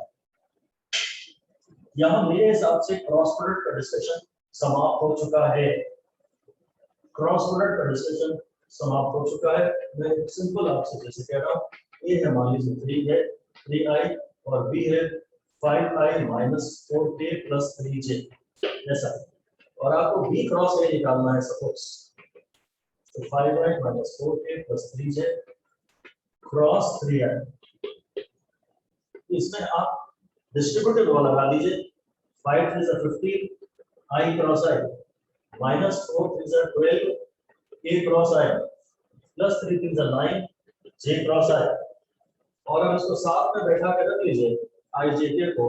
पहले तो इस i j k अगर सेल्फ वाला आ गया तो 0 ही हो जाएगा, और ये हो गया माइनस 12। अब k क्रॉस i तो इसी ऑर्डर में हम चल रहे हैं, k क्रॉस i तो j होता है, तो हो गया j, और 9 j क्रॉस i, अब j क्रॉस i जब उल्टा चल रहा है तो माइनस k आ गया, तो minus 12j minus 9k answer हो गया क्रॉस प्रोडक्ट। बात खत्म, सिंपल। आपको केवल ये देखना है अगर जो पेयर बन रहा है वो इनके अलावा है, i क्रॉस i या j क्रॉस j या k क्रॉस k है, इसमें नहीं आता तो वो 0 है। इसमें क्लॉकवाइज में आता है तो प्लस आ जाएगा, जैसे कि k क्रॉस i आया तो प्लस j लिख लिया, और अगर उल्टा चल रहा है j क्रॉस i लिखा तो माइनस k लिख लिया। अगर इतना आपको आता है मतलब क्रॉस प्रोडक्ट आप सीख गए हैं, इतना अगर आपको बन रहा है तो क्रॉस प्रोडक्ट आप सीख गए हैं। हाँ सर ये माइनस के एक और बार समझा दिया, मतलब समझ नहीं आया। मैं किसी अगले सवाल को लेकर देखता हूँ। यहाँ पे पहले तो सबसे पहले मैंने डिस्ट्रीब्यूटिव लॉ लगाया, इसको इससे भी मल्टीप्लाई किया, इसको इससे भी मल्टीप्लाई किया, इसको इससे भी मल्टीप्लाई किया, फिर मेरा टर्म आया i क्रॉस i, i का यहाँ कुछ है ही नहीं तो वो 0। फिर मेरा अगला टर्म आया था k क्रॉस i, तो k क्रॉस i तो j आ रहा है, इसी ऑर्डर में मैं जा रहा हूँ। ये वाले टर्म k क्रॉस i की जगह मैंने j लिख लिया। फिर बाद में है j cross i, j cross i में मुझे उल्टा जाना पड़ रहा है, एंटी क्लॉकवाइज में, मतलब j से i जाने में मुझे उल्टा जाना पड़ रहा है, तो ये माइनस क्या है। कोई और भी समझ लीजिए, ये आपको और एकदम बढ़िया क्लियर हो जाएगा। ये तो आप अगर ए को आप ले लेते हैं 3i माइनस 4j, और बी को आप लेते हैं 4i माइनस 3j, 4i से plus 3j, 4i plus 3j, और a क्रॉस b निकालते हैं तो देख लेते हैं क्या होगा। केवल ये जो मैं अभी पढ़ा रहा हूँ ये आपको आना चाहिए, इसके अलावा आपको क्रॉस प्रोडक्ट में कुछ जानने की जरूरत नहीं है, नहीं तो ये चैप्टर आपको कभी क्लियर नहीं हो पाएगा। अब मैं पहले इसको इससे मल्टीप्लाई करता हूँ तो क्या 12i क्रॉस i, फिर इससे मल्टीप्लाई करता हूँ तो क्या 9i क्रॉस j, फिर इससे मल्टीप्लाई करता हूँ तो माइनस 16j क्रॉस i हो गया, फिर इसको इससे मल्टीप्लाई करता हूँ तो 12j क्रॉस j हो गया। पहली बात है कि i क्रॉस i भी 0 और j क्रॉस j भी 0। अब मैं यहाँ i j के बना के रख लेता हूँ, और ये मैं देखता हूँ ये तो 9 तो है, और i क्रॉस j हाँ k आ जाएगा, और ये माइनस 16 भी है, और j क्रॉस i फिर उल्टा चलना पड़ रहा है तो ये माइनस k आ जाएगा। ये भी हो गया साहब, अरे तो 0 ही आ गया। हाँ ये दोनों वेक्टर्स एक्चुअली परपेंडिकुलर वेक्टर्स हैं, नहीं पैरेलल वेक्टर्स हैं। देख लेते हैं, हमें दिमाग नहीं लगा रहे थे। अच्छा 0 नहीं है, सॉरी, ये 9k प्लस 16 के आ रहा है आधा समय। भैया ये भी xy प्लेन में और ये भी xy प्लेन में है, तो क्रॉस प्रोडक्ट z एक्सिस के अलावा तो आएगा। ये भी xy प्लेन में है, मुझे कह रहे दिमाग ना लगाऊं तो ज्यादा अच्छा है। मैकेनिकल काम करिए, दिमाग मत लगाइए ज्यादा, अंडरस्टैंडिंग क्वेश्चन मत करिए मेरे हिसाब से। तो अगर फिजिक्स में स्कोर बढ़ाना है, ये भी xy प्लेन में और ये भी xy प्लेन में है, तो शायद मुझे पहले ही समझ में आ जाना चाहिए था कि a क्रॉस b शायद फिर z एक्सिस के अलाउंग आएगा। ये वेक्टर भी xy प्लेन में है, ये वेक्टर भी xy प्लेन में है, तो जो रिजल्टेंट है वो z एक्सिस के अलाउंग तो आएगा। हम दिमाग नहीं लगाना चाहते, हम मैकेनिकली ये सीखना चाहते हैं, हम मैकेनिकली इसमें स्पीड बढ़ाना चाहते हैं।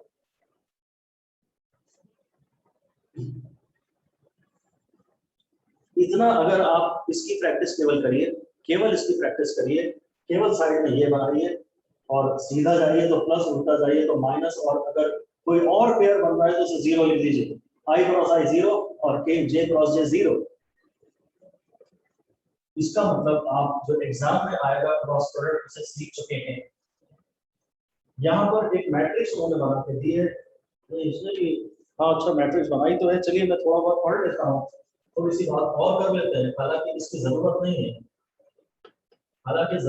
है, पर चलिए देखते हैं क्योंकि एनसीईआरटी में लिखा है cross product in terms of components, एक फॉर्मूला बनाना चाहते हैं, इसकी जरूरत नहीं है। वेक्टर ए है ax i cap plus ay j cap plus az a cap, और वेक्टर बी है bx i cap plus by j cap plus bz a cap. थोड़ा सा फास्ट लिखना होगा आपको यहाँ पर, ax i cap plus ay j cap plus az a cap cross bx i cap plus by j cap plus bz a। ये अब मैं जिसको ओपन करूंगा ना तो 9 टर्म्स आएंगे मेरे पास। पहले मैं a से सबको मल्टीप्लाई करता हूँ, तो हो गया ax bx i cross i plus ax by i cross j plus ax bz i cross k। ax को इससे मल्टीप्लाई किया तो 3 टर्म आ गए। अब ay को इससे मल्टीप्लाई करूंगा तो 3 टर्म और आएंगे, ay bx और ये j क्रॉस i, फिर ay into by j cross j, फिर ay into bz into bz j cross k। 3 term और आएंगे। जब az को इन तीनों से मल्टीप्लाई करूंगा, az को bx से मल्टीप्लाई किया और यहाँ हो रहा है k क्रॉस i, इसी तरह az को by से मल्टीप्लाई किया, az को by से मल्टीप्लाई किया तो आ रहा है k क्रॉस j। ये सब आप नहीं भी लिखेंगे तो भी चलेगा, कोई मतलब ही नहीं है, क्योंकि आप न्यूमेरिकल सॉल्व ऑलरेडी कर पाएंगे। और तीसरा प्रोडक्ट है az bz का, और यह है k क्रॉस k। ये 3 into 3 मैट्रिक्स कहलाती है, ये 3 into 3 मैट्रिक्स कहलाती है। और 9 में से 9 टर्म खुल के आ रहे हैं और इनमें से 3 टर्म जीरो हो जाएंगे। ये i क्रॉस i वाला टर्म जीरो हो जाएगा, ये j क्रॉस j वाला टर्म जीरो हो जाएगा, और ये k क्रॉस k वाला टर्म जीरो हो जाएगा।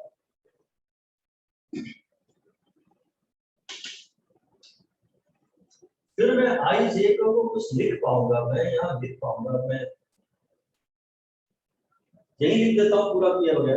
ये i क्रॉस j है ना, ये i क्रॉस j की जगह मैं लिखूंगा k, तो वो i क्रॉस k है, i क्रॉस k है माइनस j, इसको मैं लिखूंगा माइनस j। फिर अगला है j क्रॉस i है माइनस k, फिर वो है j क्रॉस k यानी हाँ सही प्रॉपर जा रहा है i, j क्रॉस k यानी i, फिर जा रहा है k क्रॉस i भी प्रॉपर जा रहा है यानी j, और फिर k क्रॉस j उल्टा जाना पड़ रहा है यानी माइनस i। ये सारे 9 टर्म्स का पूरा हिसाब हमने दे दिया जी। ये पूरे डिटेल में आप ना जाएं, इसको ना करें, इसकी आपको जरूरत नहीं है। बस यही है कि आप एप्लीकेशन ही मान लीजिए कि आप एक एप्लीकेशन होते हुए देख रहे हैं, ये पूरा आप ओपन ना करें। और इससे आपकी एक एप्लीकेशन रिवाइज हो गई कि भाई 9 टर्म्स आएंगे, 9 में से 3 जीरो हो गए। अब आई कैप के 2 टर्म बच रहे हैं,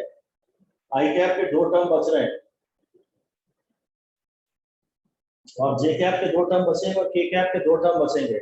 एक आई कैप का है और एक माइनस आई कैप का है, एक प्लस जे कैप का है और एक माइनस जे कैप का है, और एक प्लस के कैप का है और एक माइनस के कैप का है।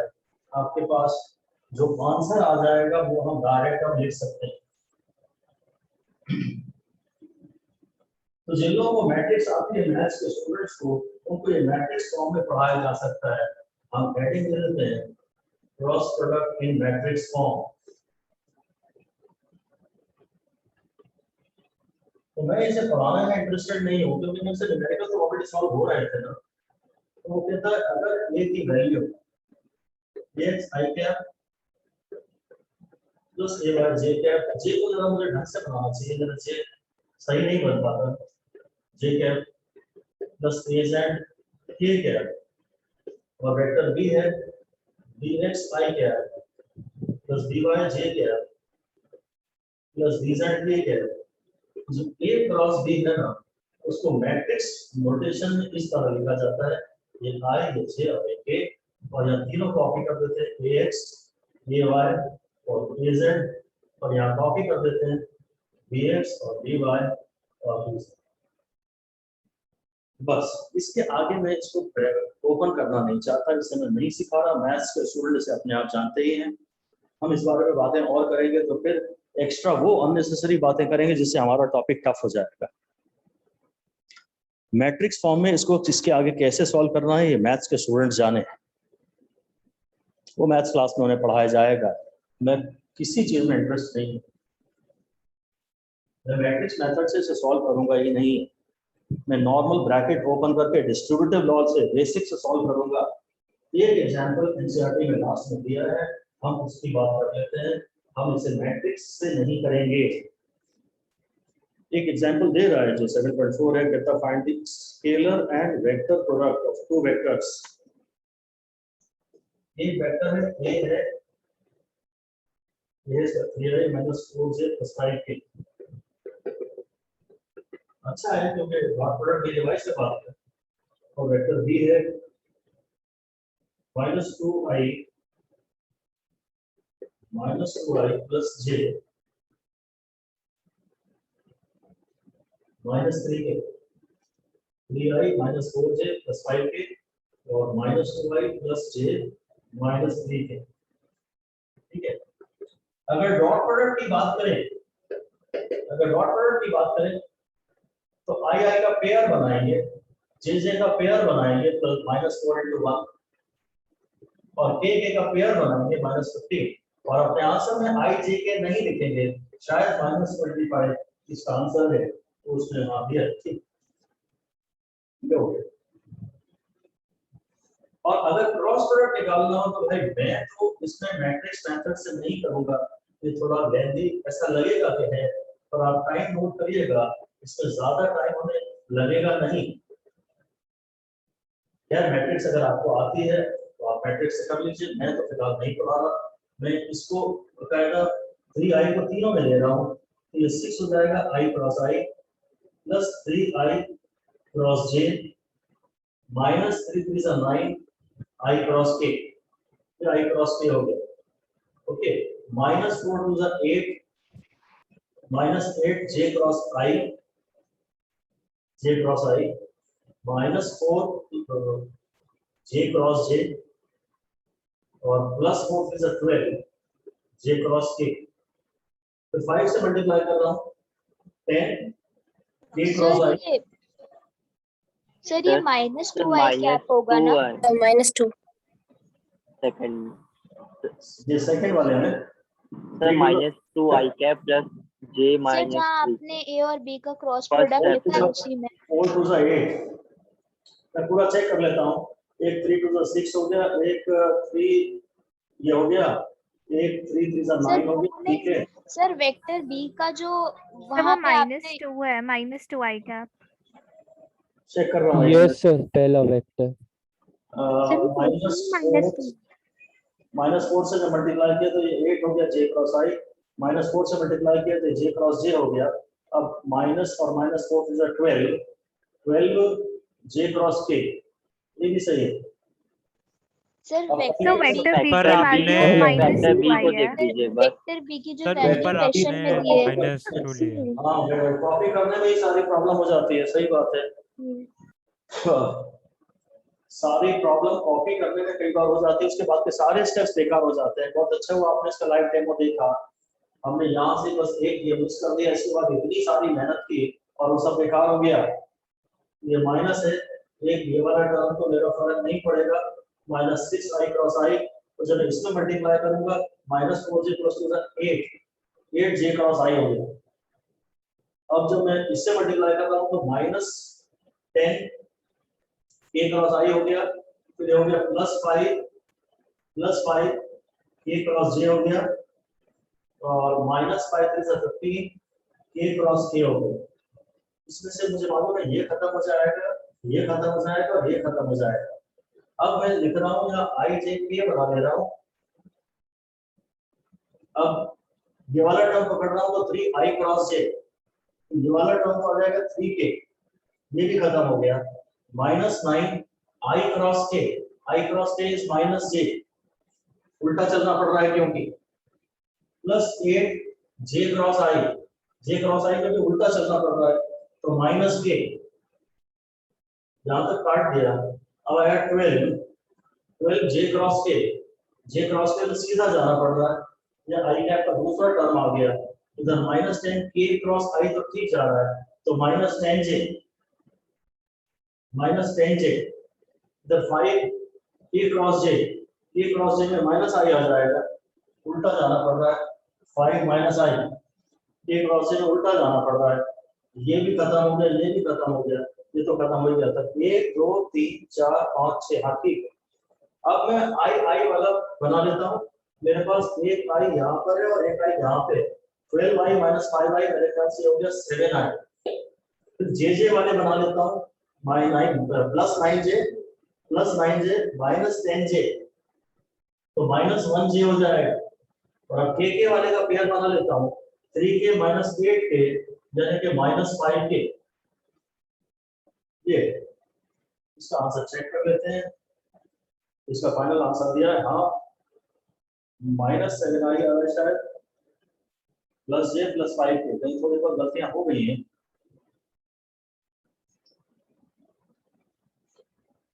चेक कर लीजिएगा। सर सही है ना सर आंसर तो? Yes sir.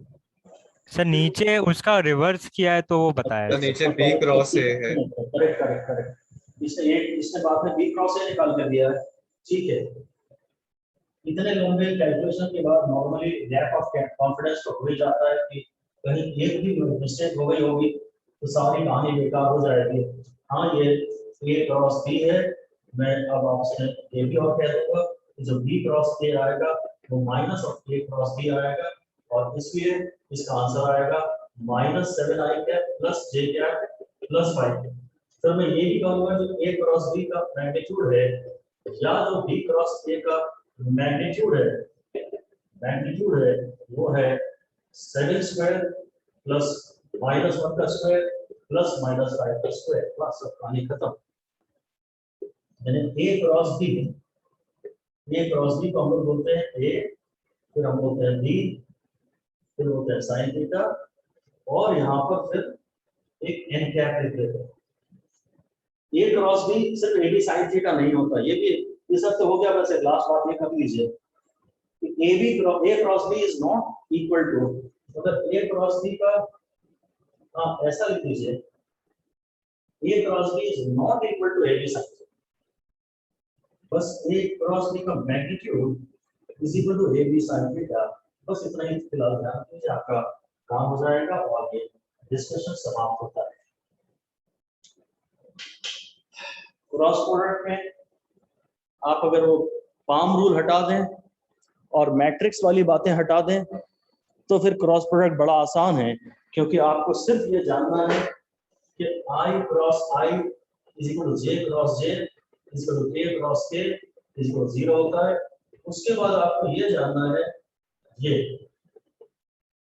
i cross j k होता है, j क्रॉस k i होता है, k क्रॉस i j होता है, और कम्यूटेटिव लॉ लगाते हैं तो j cross i minus k होता है, i cross k minus j होता है, और k cross j minus i होता है।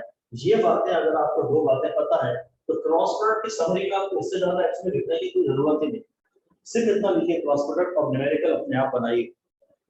हाँ, ये और लिख सकते हैं, इतना और लिख सकते हैं, इतने ये और ये में क्रॉस प्रोडक्ट की समरी पूरी तरह खत्म होती है। इससे ज्यादा आप पढ़ोगे तो ये क्रॉस प्रोडक्ट की से आपकी रूह कांपेगी जन्मों तक, कभी भी कॉन्फिडेंस नहीं आ पाएगा। और सिर्फ इतना ही पढ़ोगे तो आप इस पे रूल करोगे, you will be the boss. Choice is yours. Okay, good luck.